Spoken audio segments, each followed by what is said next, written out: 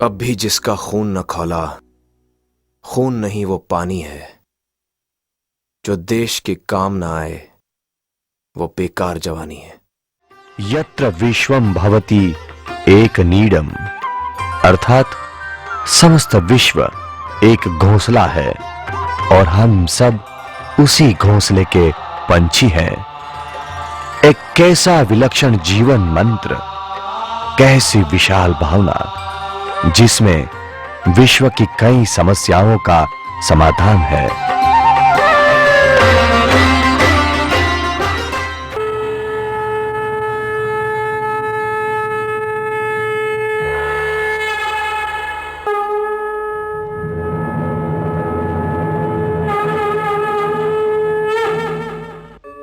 यदा यदा हि धर्मस्य ग्लानिर्भवति भारत, अभ्युत्थानम् अधर्मस्य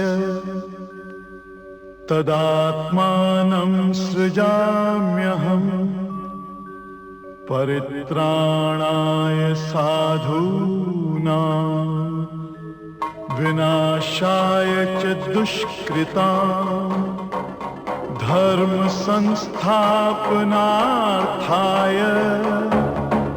संभवामि युगे युगे।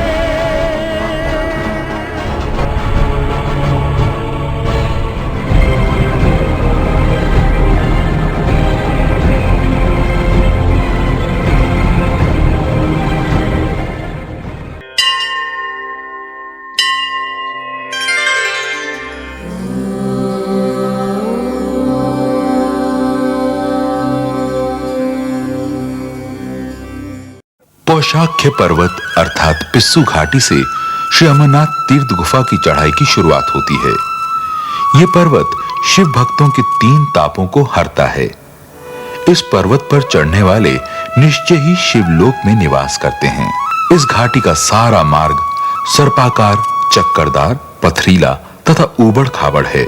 सारा रास्ता गगनचुंबी पहाड़ की खड़ी चढ़ाई का है और आसपास गहरी खाइयां हैं। बाबा अमरनाथ की जय जयकार करते हुए श्रद्धा और विश्वास लिए भक्तजन चढ़ाई चढ़ते जाते हैं। ओम नमो शिवाय, ये 5 अक्षरों का महामंत्र कहा गया है।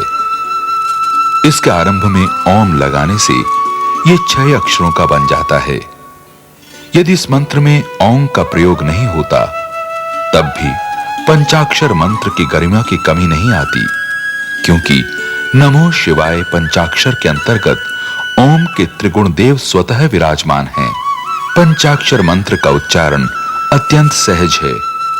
इसमें अनेक अर्थ भरे हैं। ये वेदों का सार है, परम मुक्ति देने वाला, अनेक प्रकार की कामनाओं को पूर्ण करने वाला, समस्त विद्याओं का बीज, सब मंत्रों में श्रेष्ठ और सर्वथा असंदिग्ध है। पंचाक्षर मंत्र का नित्य पाठ करने से मनुष्य सब शास्त्रों का ज्ञान प्राप्त कर लेता है, क्योंकि शिव ही ज्ञान है, वही परम पद है। इसके जाप से मनुष्य संसार के सुखों का उपभोग करता हुआ अंत में शिवलोक में भगवान शंकर के सानिध्य को प्राप्त होता है, क्योंकि पंचाक्षर मंत्र भगवान शंकर का हृदय है। गहन से भी गहन गुप्त ज्ञान और मोक्ष ज्ञान का यह सबसे उत्तम साधन है। शेषनाग चंदनवाड़ी से 13 किलोमीटर दूर है और समुद्र तल से 12,500 फुट ऊंचाई पर स्थित है।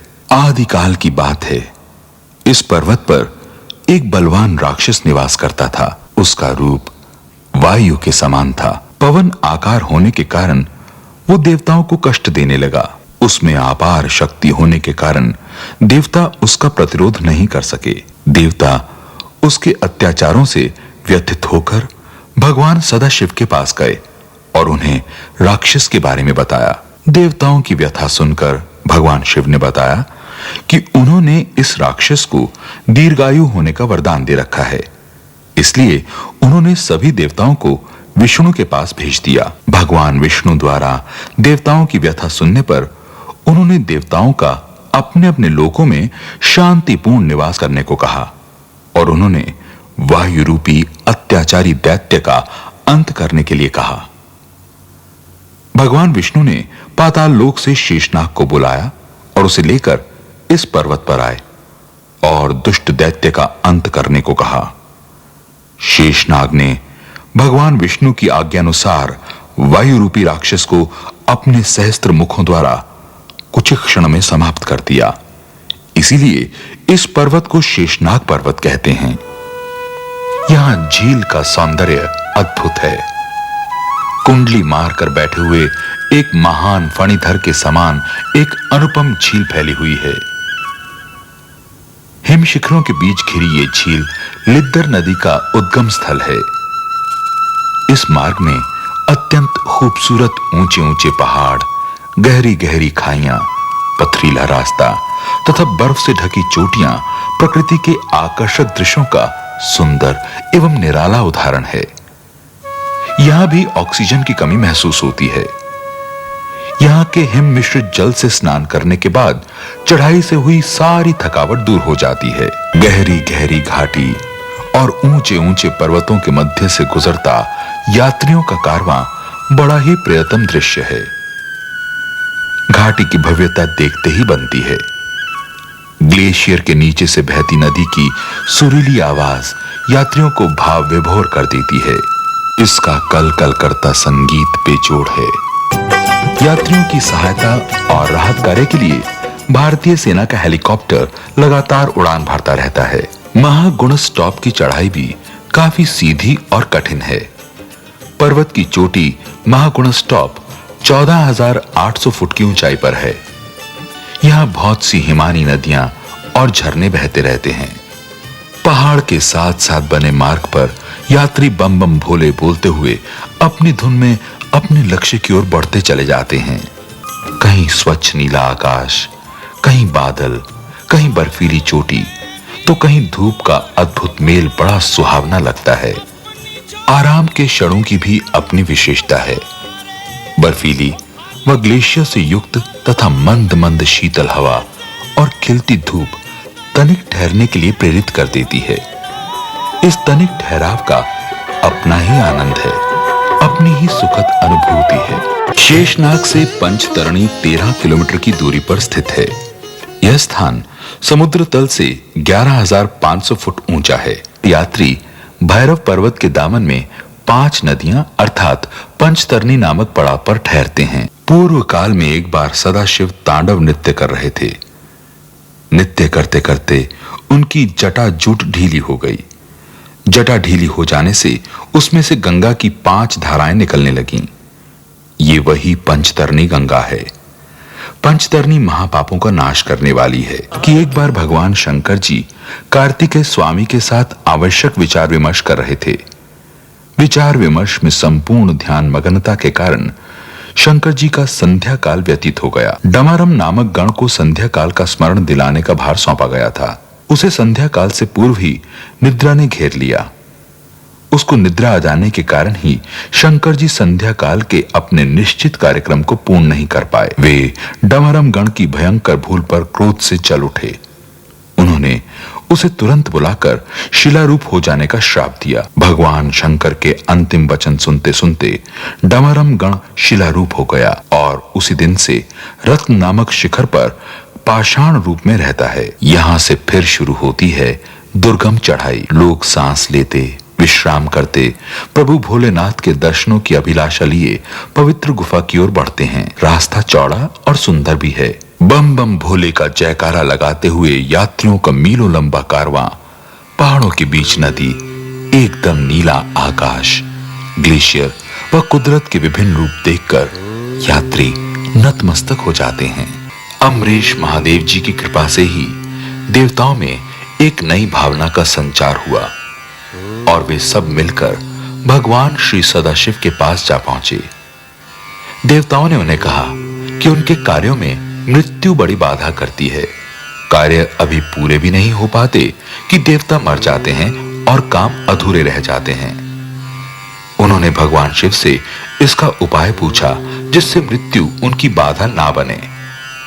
भगवान शिव ने देवताओं की निरंतर आवश्यकता को देखते हुए उन्हें अमरता का दान दिया उन्होंने अपने सिर पर शोभित चंद्रमा को हाथ से उतारकर अपनी सूक्ष्म शक्ति से निचोड़ा, जिससे पवित्र अमृत की धारा बह निकली, और वही धारा अमरावती नदी है। अमरेश जी ने देवताओं से कहा कि वे अमरावती की इस पावन जलधारा में स्नान करें और अमर होकर अपने अपने लोगों को प्रस्थान करें।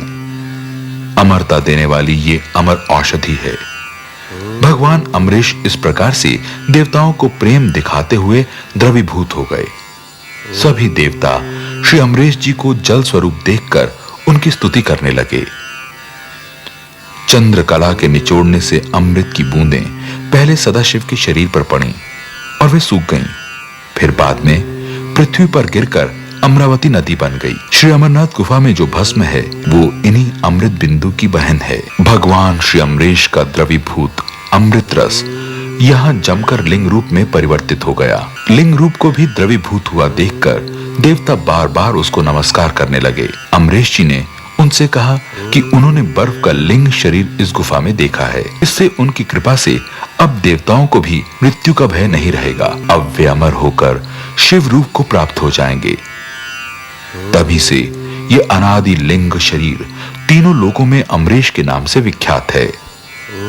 भगवान अमरेश गुफा में स्थित शिवलिंग में लीन हैं। अमरेश जी ने अमृत रूपी सोमकला से जो देवताओं को अमर किया, तभी से उनका नाम अमरेश्वर प्रसिद्ध हुआ। एक बार भगवान सदाशिव संध्याकालीन नृत्य में तल्लीन थे। उनके दो गण वहीं पर बैठे थे। उन्होंने पारस्परिक वाद विवाद के कारण कबूतर जैसी आवाज में बोलना शुरू कर दिया। इस आवाज से भगवान सदाशिव का ध्यान भंग हुआ।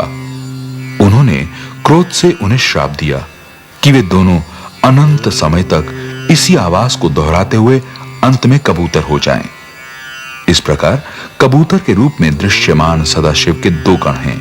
यात्री श्रद्धा भाव से इन कबूतरों के दर्शन करते हैं। श्री अमरनाथ की यात्रा तथा शिवलिंग का दर्शन लाभ प्राप्त करने की भावना का मन में उत्पन्न होना तथा उसकी संपूर्णता के लिए प्रयास करना भी महादेव की कृपा है। यात्रा में अनेक कठिनाइयों से जूझता हुआ मनुष्य का मन अमरेश की शरण में पहुंचकर उसके यानी शिवलिंग दर्शन से पूर्ण पवित्र हो जाता है। धर्म भावना को असीम बल मिलता है। अमरेश जी के दर्शन पूजन से सैकड़ों गुना फल प्राप्त होता है। समुद्र तल से 13,500 फुट की ऊंचाई पर स्थित श्री अमरनाथ जी की प्रसिद्ध गुफा 150 फुट लंबी तथा 100 फुट चौड़ी है। हिम से ढके पर्वतों के मध्य प्रकृति निर्मित गुफा है। इसी गुफा में हिम द्वारा निर्मित प्राकृतिक पीठ पर हिम निर्मित शिवलिंग है। यह पार्वती पीठ 51 शक्ति पीठों में से एक है। भगवती सती का इस स्थान पर कंठ गिरा था। गुफा के पास एक स्थान पर सफेद भस्म जैसी मिट्टी निकलती है। इस गुफा के ऊपर श्री राम कुंड है, जिसका जल पहाड़ में से रिस रिस कर गुफा के अंदर बूंद बूंद करके टपकता रहता है। जो यात्री भक्ति भाव, श्रद्धा, विश्वास तथा अगाध लगन से अमरनाथ की यात्रा करते हैं, उन्हें सुखद व असीम आनंद प्राप्त होता है। हर साल श्रावण पूर्णिमा को भारत में रक्षाबंधन के उत्सव के दिन श्री अमरनाथ की गुफा में हिमलिंग के दर्शन के लिए भव्य व आकर्षक मेला लगता है। हिमलिंग के दर्शन के समय सारी घाटी ओम नमो शिवाय और बाबा अमरनाथ की जय के उद्घोष से गूंज उठती है। शिवलिंग की पूजा और वंदना अनादिकाल से विश्वव्यापक है। लिंग मात्र की पूजा में पार्वती व शिव दोनों की पूजा हो जाती है। लिंग के मूल में ब्रह्मा, मध्य भाग में श्री विष्णु और ऊपर ओंकार रूप महादेव विराजमान हैं। एक व्यक्ति के जीवन की भव्य जागृति समग्र राष्ट्र के भाग्य को बदल सकती है, समस्त मानव जाति के भाग्य को भी।